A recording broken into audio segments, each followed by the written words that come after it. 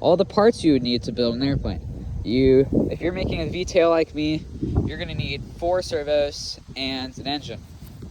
Now, a lot of people, and I struggled like this in my beginning times too, prop to motor ratio, or torque to prop ratio, like the length of the prop to how powerful this is. This would actually use a tri-blade, but since it's a belly lander, a tri-blade would hit the ground, so that's not good. I am using a flight test radial engine. If you want to find that on their shop, which is flighttest.com, it's the version 2 radial engine. It has servos with it, 4 servos, the engine, prop adapter, and the propellers. It's not this one. Their propellers are perfectly matched for the motor itself. This is a 1180 kV motor, and I'm using a 30 amp. I totally recommend a 60 amp, which comes in the power pack. And of course, you're gonna have to buy your own receiver and controller to get that to work. And you're gonna need extensions if you're making a long, like, directly connected fuselage servo type strategy like I am. You're gonna need some extensions to get through that long body. And then I do not recommend doing a, swept-back wing if you're a beginner, because they are really hard to get right. They have to be perfectly symmetrical, otherwise you'll have yaw and weird roll problems. That's pretty much it for this airplane. That's all to it. It's a V-tail. Give you a quick tutorial on how to do a V-tail real quick. Before we get to V-tail though, we need, of course, to figure out how those plug into the receiver. So, of course, a rudder, you'll need to know this. I screwed up my first time and plugged the motor into channel 1. And channel 1 is always at half, so it was going half throttle every single time I plugged it in, which is not safe. The throttle always goes into channel 3. If you look right here, it gives you, let's see if we get focused, it gives you the channels. Channel 1, channel 2, channel 3, channel 4. That's all the controls you need.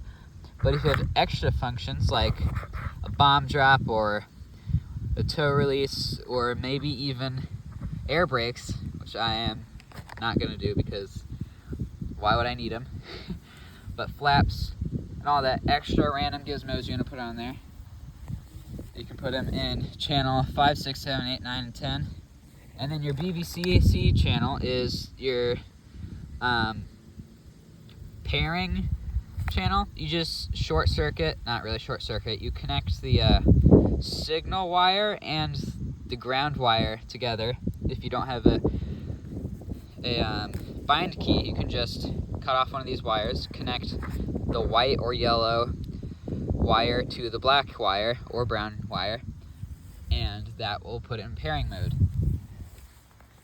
And once you get that done, you want this servo or this servo to be channel 4, and then the other one, whichever one you picked that is the opposite side, to be in channel 2.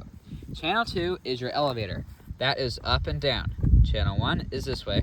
Channel 4 is this way. Channel 3 is your throttle. It does not move back to the position it was made or put in, because of course it's a lot easier to have it that way. It makes a lot more sense. And then for the mode, to get this to work, it gives you options. So to do this, you just hold down OK.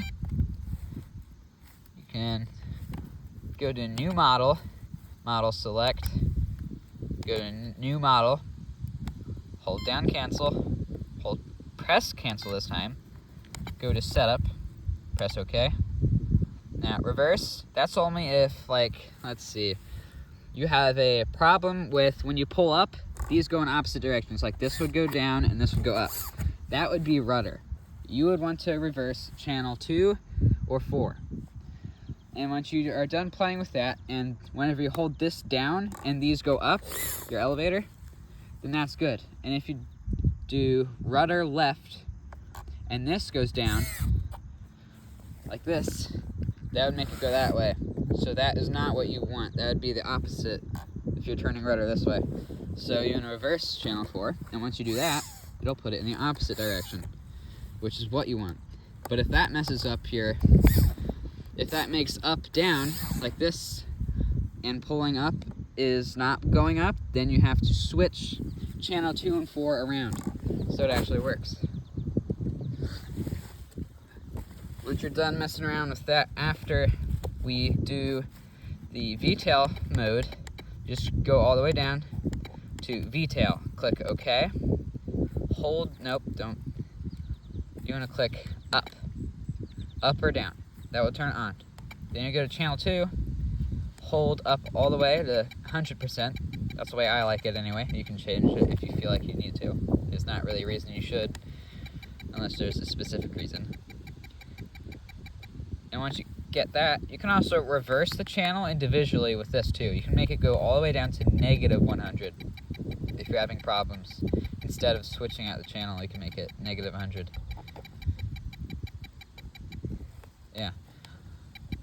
Once you get that done, it should make this both elevator and rudder. Now for the angle of it, so it's actually doing rudder and yaw stuff, all you need to do is just to make sure that it's taller than the surface area of your fuselage. Like this is very shallow. This is a very shallow angle. It's not 45, it's like 20 or like 15.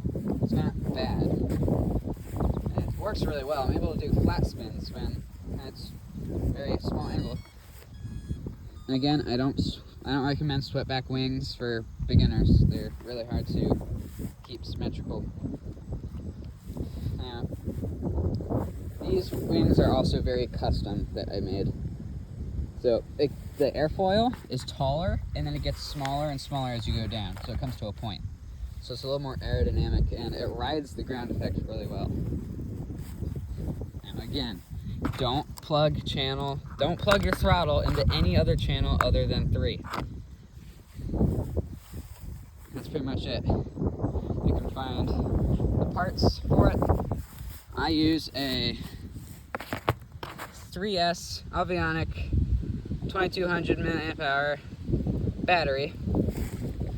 3S, of course. The XT60 charger. Make sure this matches your speed controller. If it does not, it's not going to work and it's going to be a waste of time. Once you get that, you get this battery, you want a FlySky controller.